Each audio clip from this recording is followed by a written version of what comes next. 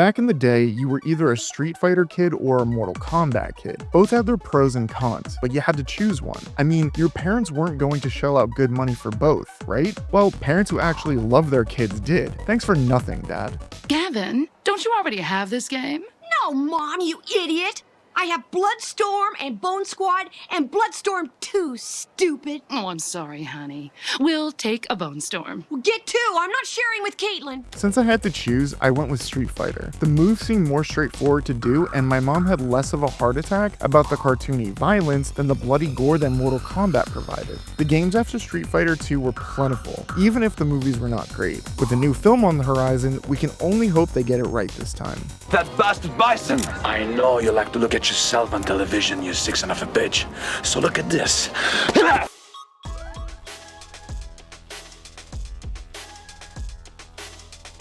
With an extensive collection of characters to choose from, it will be easy to fill out a cast of unique fighters for the film. In the past, we've had Guile lead the film with a coked up Jean-Claude Van Damme. They tried again and put Chun-Li front and center in the lead role. This time, it looks like Ken and Ryu will be our leading characters, even if big names will be playing the supporting characters. Comic book film fans will remember Noah Centineo as Atom Smasher in the Black Adam movie. He recently showed up in Warfare and may soon be using that experience as he is rumored to be taking on the lead in a Rambo reboot. Not sure we need that, but we will see. He doesn't seem like the natural to cast as a bright blonde-haired surfer-looking guy with deadly karate moves. I'm sure he'll be fine in the movie, but will we see him destroy a car with only his fists? Most martial arts fans might know Andrew Koji as Storm Shadow in the Solo Snake Eyes movie. He has also dropped into such things as Bullet Train and Peaky Blinders. The guy seems to have the skills to play the stoic and deadly Ryu. Can we expect an energetic when he shoots a fireball across the screen? We can only hope. Recently, Jason Momoa made headlines because he shaved his signature facial hair off for the upcoming Dune 3. Hopefully, he had already filmed his part in this film, as he seems like he will be perfectly cast in the movie, at least visually. Blanca has never been known for his deep monologues. Rumor is Blanca was always Momoa's favorite character in the game, so this must be a dream come true.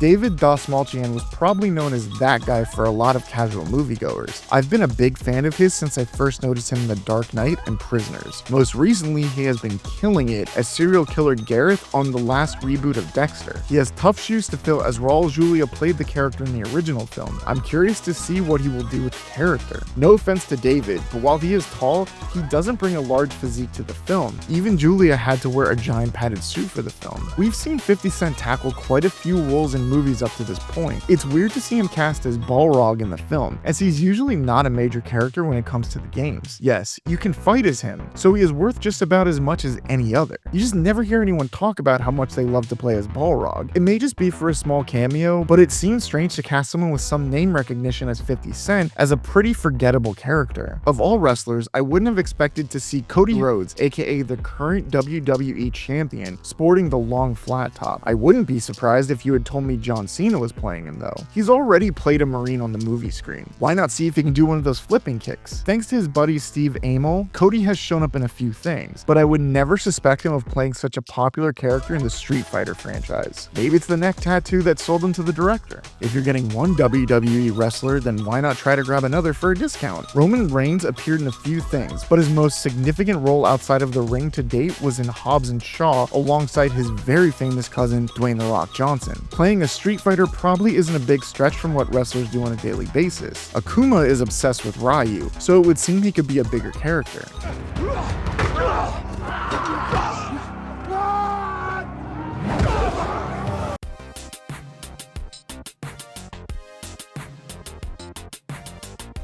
The plot is being kept quiet at the moment, so there is no definitive storyline out there. If you're a fan though, you only have to look at the games and previous movies. Obviously, M. Bison will be trying to take control of something. Maybe just run a major crime organization or take over the world. It could be anything. Then everyone comes together to stop him. The only thing that does seem to be out there is that the rivalry between Ken and Ryu will be more of a central point than it has been in the past films. It's always a little more challenging to predict what these films will focus on than, say, Mortal Kombat. You usually know that a secret tournament for the fate of the world will be at the center of those films, although the last Mortal Kombat film only showed them preparing for the tournament. Since Street Fighter deals more with a crime organization and trying to stop them from taking over the world, they can spin it off in any number of directions.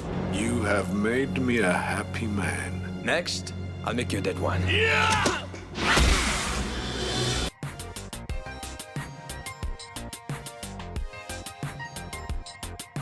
As with anything in Hollywood over the last 5 years, there have been many scheduling issues since this was first being worked on. The duo behind Talk to Me, Danny and Michael Filippo, would initially take on the project. Scheduling issues with their newest film, Bring Her Back, caused them to drop out. Kito Sakari was brought on due to his experience with video game adaptations, having worked on the Twisted Metal series. Originally, the release date was March 20th, 2026, but Sony has since taken it off their release schedule. It should be sometime in 2026 though, but they haven't announced a new date. Are you excited to see a new adaptation of Street Fighter? Let us know in the comments below.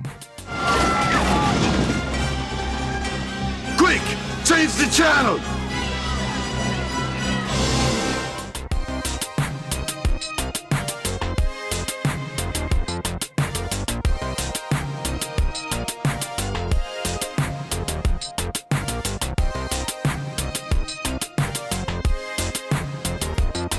Thank you for clicking on our video, everybody. If you like what you saw here, please make sure you like the video and subscribe and share with your friends who like this sort of content. JoBlo was created by movie fans for movie fans, and we appreciate your support.